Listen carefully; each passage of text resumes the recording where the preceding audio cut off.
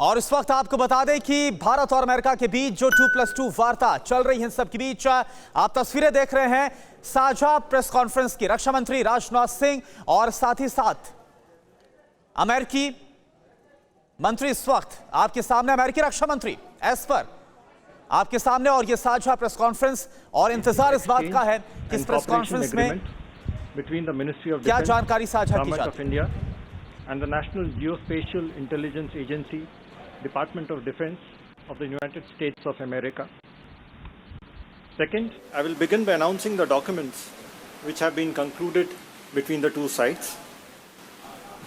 First, the Basic Exchange and Cooperation Agreement between the Ministry of Defense, Government of India, and the National Geospatial Intelligence Agency, Department of Defense of the United States of America. Second, the MOU for technical cooperation in Earth observations and Earth sciences between the Ministry of Earth Sciences, Government of India, and the National Oceanic and Atmospheric Administration of the United States of America.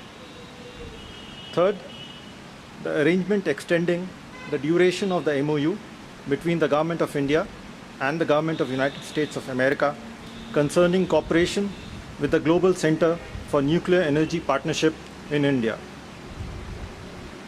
Fourth, the agreement for the electronic exchange of customs data between the postal operators, that is India Post and the United States Postal Services. And fifth, the letter of intent between the Central Council for Research in Ayurvedic Sciences, New Delhi, of the Ministry of Ayush, Government of India, and the Office of Cancer, Complementary and Alternative Medicine, National Cancer Institute, National Institutes of Health, Department of Health and Human Services of the USA for cooperation in the field of Ayurveda and cancer research. Now moving on to the press statements by the distinguished dignitaries, may I now request Honorable Raksha Mantri, Shri Rajnath Singh, to deliver his remarks. Okay. Secretary Pompeo, Secretary Esper, comprehensive, ladies and gentlemen, I thank the secretaries, their delegations, and all members of US media who have traveled to India to meet us amidst the threat of COVID-19 pandemic. I deeply appreciate your commitment to our bilateral relations. During the meeting today, we have had comprehensive discussions on key aspects of our bilateral and multilateral cooperation. We considered the major challenges we face, the need for quick economic recovery and growth, prevention of the pandemic rebuild, the global supply chains, and the related issues received obvious priority in our discussions. I met Dr. Esper yesterday to discuss bilateral defense issues. We continued our discussions on larger regional and global perspective today over the 2+2. Signing the BECA today, after signing the LEMOA in 2016 and COMCASA in 2018, is a significant achievement in that direction. I would also like to highlight some of the other noteworthy steps taken by both India and the US in follow-up to our earlier discussions.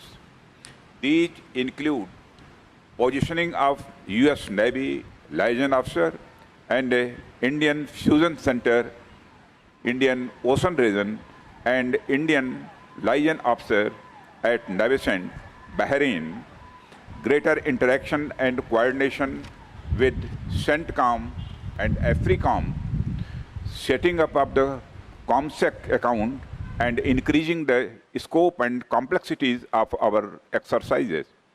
Now, liaison officers at each other's establishment could be leveraged to enhance our information sharing architecture. To sum it up, our military-to-military cooperation is progressing very well.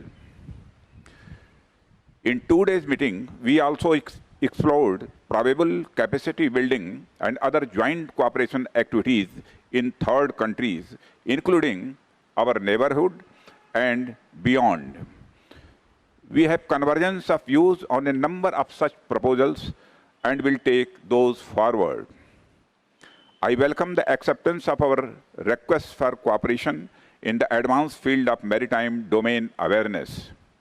Both sides agreed to comprehend the requirements and initiate processes for joint development of requisite systems and expertise. In the defense industrial cooperation area, we had a very candid and useful discussion. Recent initiative of Atmanirbhar Bharat in defense sector was underlined as a key driver and a guiding factor of our defense industrial cooperation. I highlighted the capabilities of Indian defense industry and their usefulness in the supply chain of major US platforms and systems. We have identified priority near-term projects for joint development between respective agencies which need to be fast-tracked under the Defense Trade and Technology Initiative and resolved to work together in defense research and development more efficiently. Defense innovation field was being growing consistently in our discussions in recent years.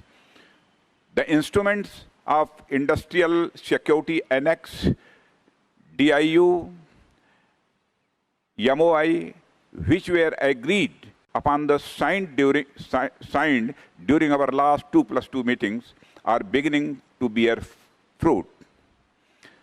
We welcomed the holding of the inaugural meeting of IDEX DIU in July 2020 through video conferencing and are looking forward to the first ISS summit this year. In our meeting, we shared assessment of the security situation across the Indo-Pacific. In that process, we reaffirmed our commitment to peace, stability, and prosperity of all countries in the region. We also agreed that upholding the rules-based international order, respecting the rule of law and freedom of navigation in the international seas, and upholding the territorial integrity and the sovereignty of all states are essential. Our defense cooperation is intended to further these objectives. Both sides welcomed Australia joining the forthcoming Malabar exercise. We appreciate the visit of Secretary Pompeo and Secretary Esper to India. We had a very constructive dialogue and will continue to work together to strengthen our engagement in defense, security, and other areas. Thank you very much. Thank you, sir. May I now call upon the Honorable Mark Esper, Secretary of Defense, for his remarks. Minister Singh, Minister Jaishankar, Secretary Pompeo, it is great to be here in New Delhi and for the four of us to meet and to discuss the important issues of the day and indeed the important issues of the future. As the world confronts a global pandemic and growing security challenges, the United States-India partnership is more important than ever to ensure security, stability, and prosperity of the region and the world. 15 years after the conclusion of the first U.S.-India defense framework, the defense ties between our two nations remain a key pillar of our overall bilateral relationship. Based on our shared values and common interests, we stand shoulder to shoulder in support of a free and open Indo-Pacific for all, particularly in light of increasing aggression and destabilizing activities by China. I am pleased to report that today we made substantial progress in further strengthening our relationship, building upon last year's successful 2+2 ministerial in Washington and the many discussions Defense Minister Singh and I have had these past several months. During our meetings these last 2 days, we reaffirmed the United States' commitment to a comprehensive and forward-looking defense partnership with India and discussed opportunities to expand our regional security cooperation, military-to-military interactions, and defense trade relationship. This includes increasing bilateral defense cooperation in the Indian Ocean region, Southeast Asia, and the broader Indo-Pacific. Recently, this cooperation was demonstrated by the combined exercise between the Indian Navy and the USS Nimitz Carrier Strike Group in July. In addition, we have exchanged military liaisons with India to strengthen coordination between our military staffs, and we are working to establish new cyber and space dialogues to increase cooperation in domains where both our countries face emerging threats. We also discussed engagement with like-minded partners such as Japan and Australia to advance maritime security, humanitarian aid, disaster relief, and other common interests across the region. India's recent decision to include Australia in the upcoming Malabar naval exercise alongside American, Indian, and Japanese forces reflects an acknowledgement of the importance of working multilaterally together to address global challenges. Defense information sharing, both at the service and joint service level, is another area in which we are making significant progress. It is important to note that we achieved a significant milestone today with the signing of the Basic Exchange and Cooperation Agreement, the last of the foundational defense agreements between our countries, which enables greater geospatial information sharing between our armed forces. We also reached agreement to expand secure communications capabilities between our militaries and among defense leadership.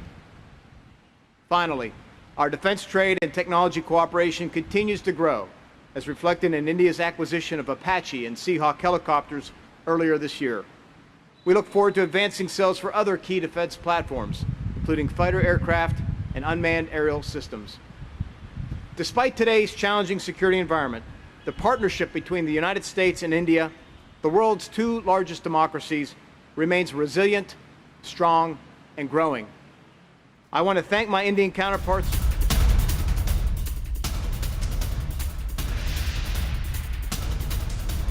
कुल 5 समझौते किए गए, बेका को लेकर बात कही गई और यह बात स्पष्ट रूप से कह दी गई कि चीन ने इस पूरे इलाके में अस्थायित्व फैलाने की और एग्रेशन करने की कोशिश की और यह बहुत बड़ी खबर है। और यहां पर आप देख रहे हैं क्या समझौते अभी तक हुए हैं, कस्टम डेटा हो, मेडिकल क्षेत्र में सहयोग की बात हो, जहां भारत का आयुष मंत्रालय और अमेरिका का कैंसर इंस्टीट्यूट, उनके बीच में आने वाले दिनों में साझा काम होते हुए दिखाई देंगे। टेक्नोलॉजिकल कोऑपरेशन के लिए समझौते हुए हैं और इसके साथ साथ आप देख रहे हैं न्यूक्लियर एनर्जी पर करार के संबंध में भी दोनों तरफ से दस्तखत किए गए हैं। कस्टम डेटा साझा किया जाएगा और अभी रक्षा मंत्री अमेरिका के मार्कस पर वो अपनी बातें कह रहे हैं। अब से कुछ देर पहले आपने देखा भारत के रक्षा मंत्री राजनाथ सिंह, उन्होंने भी संबोधित किया और उन्होंने बताया कि किस तरीके से दोनों देशों के बीच आने वाले दिनों में और करीब रहकर काम किया जाएगा तमाम क्षेत्रों में और इसको लेकर करार के रूप में दस्तखत भी कर लिए गए हैं और ये पेपर्स भी एक्सचेंज हो गए हैं। जाहिर है इसको लेकर चीन और पाकिस्तान में खासी खलबली होगी और खास तौर से तब जब अमेरिका के रक्षा मंत्री ने बहुत सीधे सीधे ये कह दिया है कि इस पूरे इलाके में भारत की बहुत बड़ी भूमिका है, विश्व में भारत की बहुत बड़ी भूमिका है, लेकिन चीन का जो आक्रामक रवैया है वो इस पूरे इलाके में अस्थायित्व फैलाने की कोशिश कर रहा है। और इस बात का सीधे सीधे कहा जाना, भारत में आकर अमेरिका के रक्षा मंत्री की तरफ से इस बात का सीधा सीधा उल्लेख, ये बहुत मायने रखता है। और इस वक्त आप देख रहे हैं ये प्रेस कॉन्फ्रेंस चल रही है, 2+2 मीटिंग, उस दौरान ये दस्तखत। भारत की तरफ से ये भी कहा गया कि इसके पहले जो एग्रीमेंट्स हुए हैं रक्षा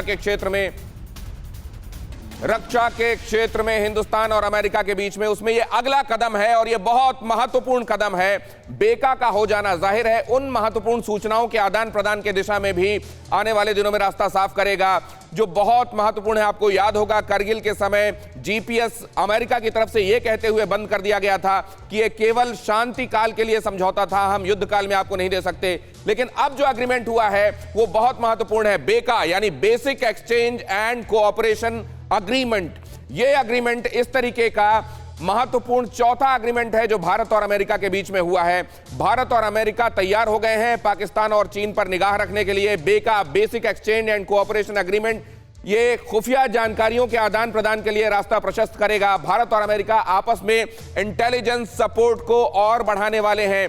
डेटा शेयरिंग, सर्विलेंस को लेकर, integration of the entire system, इसको लेकर आगे आने वाले दिनों में यह करार और भी महत्वपूर्ण हो जाता है। भारत को आतंकी अड्डों की सटीक जानकारी मिलेगी, क्योंकि यहां पर जो इंटेलिजेंस शेयर की जाएगी उसमें उन पावरफुल सैटेलाइट्स की इमेजरी होगी जो एकदम क्लियर कट ये बता पाएगी कि आतंकी अड्डे किस लैटिट्यूड और लॉन्गिट्यूड में, किस अक्षांश और देशांतर में कहां स्थित हैं, किस तरह के दिखाई देते हैं और कैसे उनको प्रिसाइसली हिट किया जा सकता है। आतंकी ट्रेनिंग कैंप और मूवमेंट की पूरी खबर मिलेगी। आप जानते हैं, आज ही हमने आपको यह खबर बताई थी कि 80 आतंकवादियों को लॉन्च पैड पर रखा गया है, जिनको अब हिंदुस्तान में इन्फिल्ट्रेट कराने की तैयारी है और पाकिस्तान की तरफ से न जाने कब से चलता चला आ रहा है। लेकिन अब इस पर अंकुश लगाने की दिशा में अमेरिका और भारत ने एक और महत्वपूर्ण कदम उठाया। आतंकी ट्रेनिंग कैंपों के संदर्भ में पूरी महत्वपूर्ण जानकारी, वो महत्वपूर्ण जानकारियां जो अभी तक भारत को नहीं मिल रही थी, क्योंकि अभी तक जो एग्रीमेंट्स थे उसके मुताबिक ये था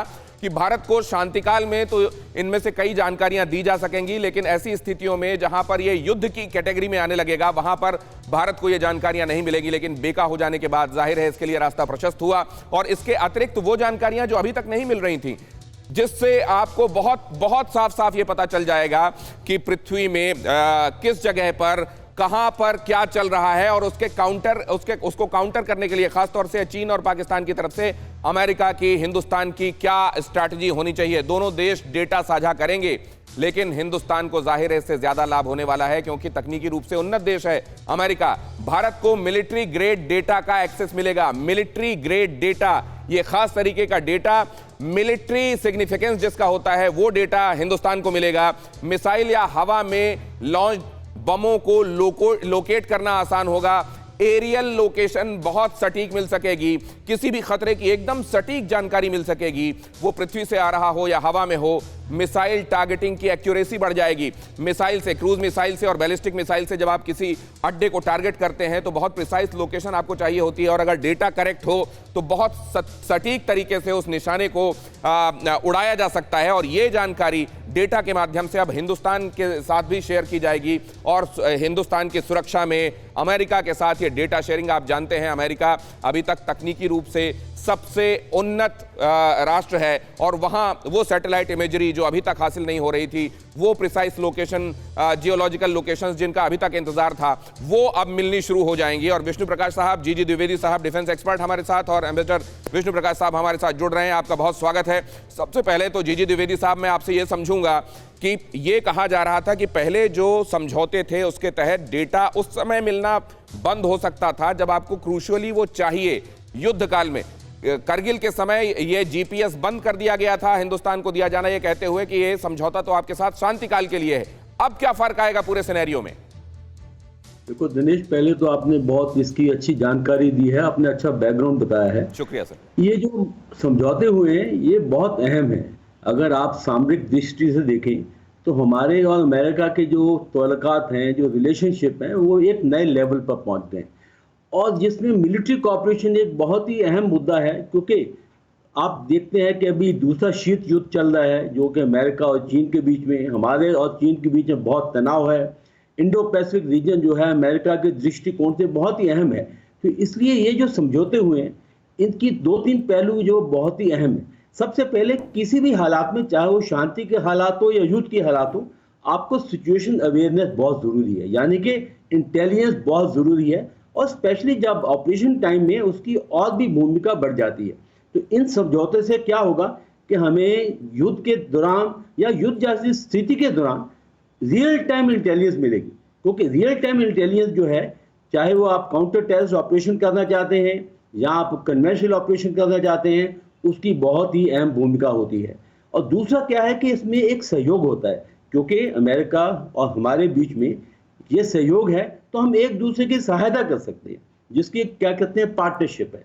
और तीसरा जो अहम मुद्दा है, ये जो इंटेलिजेंस है, इसकी भूमिका एक और भी है कि आप अपने ड्रोन्स को, अपनी मिसाइल को उस टारगेट पर पहुंचा सकते हैं, यानी कि आप गाइडेंस कर सकते हैं। बहुत इंपॉर्टेंट बात आप कह रहे हैं सर, बहुत इंपॉर्टेंट बात आपने जो बातें कही कि वो काउंटर टेररिस्ट ऑपरेशंस हो या कन्वेंशनल जो युद्ध होता है उस दौरान आपको चाहिए वो डेटा, जिससे आपको इंटेलिजेंस इनपुट ये मिल सके कि प्रिसाइसली क्या हो रहा है दुश्मन की तरफ से और आपको क्या काउंटर स्ट्रैटेजी अपनानी चाहिए। विष्णु प्रकाश साहब के पास एक सवाल लेकर वापस आपके पास आता हूं द्विवेदी साहब, लेकिन वो अहम खबर पहले आपको बता दूं जो आपका इंतजार कर रही है। दिल्ली से चीन को अमेरिका की चेतावनी। यूएस रक्षा मंत्री मार्क एस्पर का बहुत बड़ा बयान, चीन की कार्रवाई अस्थिर करने वाली थी। एस्पर ने कहा है गलवान के शहीदों को श्रद्धांजलि दी है। पोम्पियो चीन की कम्युनिस्ट पार्टी में लोकतंत्र नहीं, ये भी कह गए। पोम्पियो अभी एड्रेस कर रहे हैं और उन्होंने ये कहा कि चीन की कम्युनिस्ट पार्टी में लोकतंत्र की कहीं गुंजाइश नहीं है। न सिर्फ मार्क एस्पर ने हमला बोला है चीन के ऊपर हिंदुस्तान की जमीन से, बल्कि इस समय आप देख रहे हैं पोम्पियो भी यही बात कर रहे हैं। रक्षा मंत्री और विदेश मंत्री अमेरिका के हिंदुस्तान के सरजमीन से अमेरिका चीन के संबंध में ये बातें कहते हुए इसके बहुत बड़े कूटनीतिक मायने हैं। और विष्णु प्रकाश साहब के पास हम जा सकते हैं ये समझने के लिए। विष्णु प्रकाश साहब, इसका मायना समझाइए, इसका सिग्निफिकेंस और इसका क्या ओवरऑल इम्प्लीकेशन होगा, ये जरा हमको समझाइए।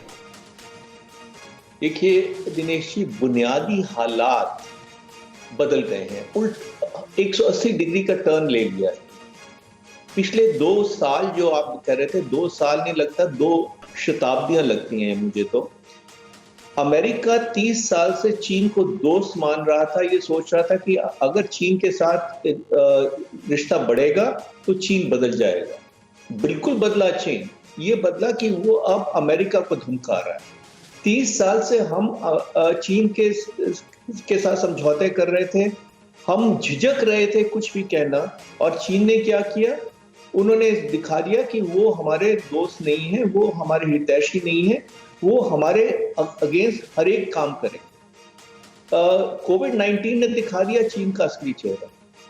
तो बुनियादी हालात बदल गए हैं और एक बार फिर दुनिया एक क्रॉस रोड्स पे आ गई है, जहां एक बहुत बड़े great insight sir. Vishnu sir, मैं आपसे ये भी समझूंगा क्या कि इसने ये एक तरीके से पैराडाइम शिफ्ट है क्या, ये मैं आपसे समझूंगा। अमोद के पास पहले मैं जा रहा हूं।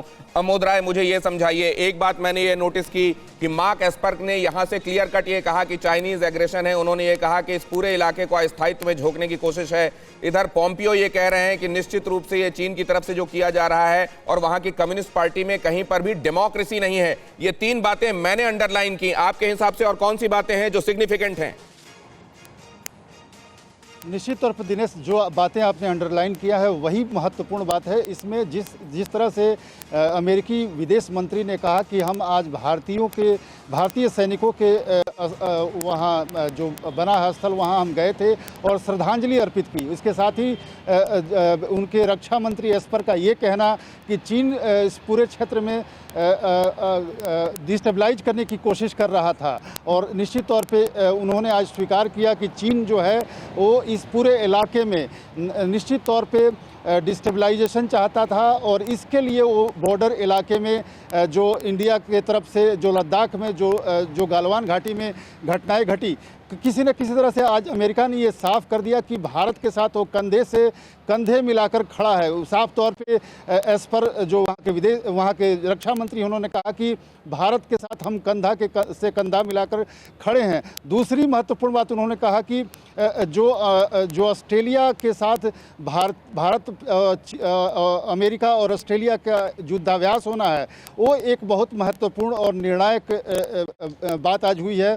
जो एग्रीमेंट भारत और अमेरिका के बीच में हुई हैं, उनको अगर आप अलहदा कर दें, और जो चीन के साथ भारत का अभी विवाद चल रहा है, उस पर अमेरिका ने एक तरह से साफ साफ कह दिया है कि वो भारत के साथ खड़ा है और चीन इस पूरे क्षेत्र में अशांति फैलाने की कोशिश कर रहा है। ये भारत का अपने आप में एक बहुत बड़ा राजनयिक सफलता है। और आज जिस तरह से एक साथ अमेरिकी विदेश मंत्री और रक्षा मंत्री दोनों ने ही भारतीय रक्षा मंत्री और विदेश मंत्री के सामने ये बातें कही हैं, कहीं ना कहीं भारतीय जो पक्ष है उसको इससे बहुत बड़ा बल मिला है, और आगे भारत के पक्ष को बहुत बड़ा बल मिला है। भारत के साथ हम कंधे से कंधा मिलाकर खड़े हुए हैं। अगर ये स्टेटमेंट आ रहा है अमेरिका की तरफ से, तो आप समझ सकते हैं चीन के लिए किस तरीके का संदेश है। मैं एक बार फिर से विष्णु साहब आपके पास क्विकली ये समझने के लिए आ रहा हूं कि क्या जिस तरीके से 9/11 के बाद गुड टेररिज्म बैड टेररिज्म को लेकर एक पैराडाइम शिफ्ट देखने को मिला था, क्या अब चाइना के कोविड वाले और एग्रेशन वाले इस नेचर के बाद क्या एक पूरा पैराडाइम शिफ्ट है क्या चीन को लेकर, चीन की नीतियों को लेकर, और चीन आने वाले दिनों में क्या कर सकता है इसको लेकर? पैराडाइम शिफ्ट है दिनेश जी, पर मैं अभी इसको फाइनल नहीं कह सकता। मैं अभी भी थोड़ा सा झिझक रहा हूं इसको पैराडाइम शिफ्ट कहने के लिए। इसलिए कह रहा हूं कि अभी हमने अमेरिका का रुख देखा है ट्रंप साहब की निगरानी में, उनकी सत्ता में। अब इलेक्शंस के बाद कौन सी सरकार बनती है और क्या रुख अपनाती है, क्या ये जो उनका रुख है वो वही रहेगा, नरम होगा, बदलेगा, बहुत कुछ उस पर मुनस्सर है।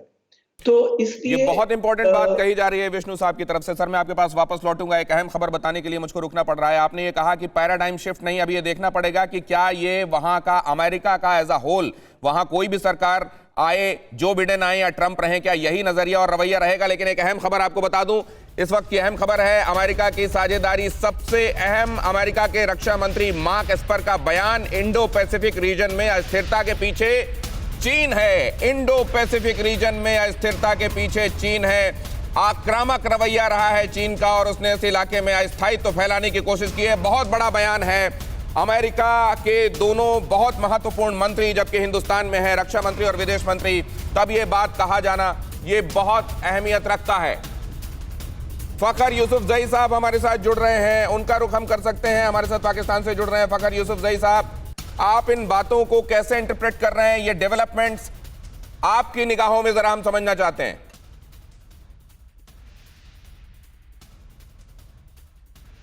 फखर यूसुफजई साहब, आवाज आ रही है आपको? अभी आवाज नहीं जा रही है उनको। जीजी द्विवेदी साहब के पास एक बार फिर से मैं लौटता हूं। जीजी द्विवेदी साहब, ये बहुत महत्वपूर्ण है, इसको किस तरीके से इंटरप्रेट किया जा रहा होगा चीन में और पाकिस्तान में? ये जो डेवलपमेंट हो रही है ये over a period of time, यानी कि 2012-16 से चलता आ रहा है और दिन ब दिन हमारे जो रिश्ते मजबूत होते जा रहे हैं। और मैं थोड़ा सा दूसरा दृष्टिकोण देना चाहता हूं कि देखो, अमेरिका की जो पॉलिसी में भारत की अहम भूमिका है। कोई भी सरकार आए वो भारत को नजरअंदाज नहीं कर सकते हैं, क्योंकि इंडो पैसिफिक में वो कह चुके हैं कि भारत का जो रोल है वो एक बहुत इंपॉर्टेंट स्टेक होल्डर का रोल है। इसलिए कोई भी गवर्नमेंट आए अमेरिका में, भारत की जो भूमिका है वो बहुत अहम है। इससे दो संदेश जाते हैं। चीन जो है, इसको अमेरिका ने बिल्कुल बिना हिचक के बार बार उसको दोषी ठहराया है कोविड-19 के लिए, आक्रमण के लिए, चाहे वो साउथ चाइना सी में है या LAC में है। अमेरिका बहुत खुल के सामने आया है। और दूसरा जो संदेश जा रहा है कि अमेरिका और भारत के रिश्ते इतने मजबूत हो रहे हैं कि ये जो चीन है, इसकी जो सीनाजोरी है, उसका आक्रमण है, वो नहीं चलेगा। और ये साथ ही साथ पाकिस्तान को भी संदेश जा रहा है, क्योंकि पाकिस्तान जो है वो तो चीन के अधीन हो गया है, वो तो एक वैसल स्टेट है। तो उसको भी ये बहुत संदेश जा रहा है कि देखो वो भी अपनी हरकतों को बाज आ जाए, क्योंकि चीन जो है, जो उसका योद्धा है, वो भी अभी मैदान में चित हो रहा है। तो इसलिए मैं सोचता हूं कि ये जो पूरा जो डेवलपमेंट हो रही है, इसको एक आप वैश्विक और सामरिक दृष्टि देखें तो मैं सोचता हूं कि ये पैराडाइम शिफ्ट हो रहा है। पर डेमोक्रेसी के अंदर जो है ये शिफ्ट है, वो टाइम लगता है, वो एवोल्यूशनरी होता है, रेवोल्यूशनरी नहीं होता है।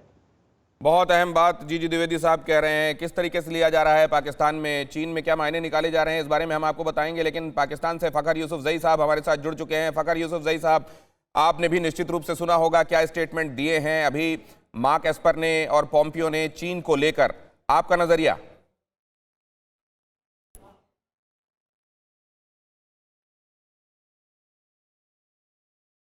फखर यूसुफजई साहब को अब भी समस्या हो रही है मेरी आवाज पहुंचने में, वो दुरुस्त किया जाए। तब तक मैं अहम खबर आपको बताता हूं। LAC विवाद पर भारत के साथ अमेरिका के विदेश मंत्री माइक पोम्पियो का बयान, बहुत अहम बयान।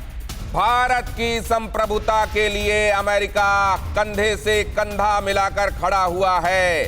भारत की संप्रभुता के लिए, भारत की सोवरेनिटी के लिए अमेरिका कंधे से कंधा मिलाकर खड़ा हुआ है। ये बहुत बड़ा संदेश है चीन को और पाकिस्तान को।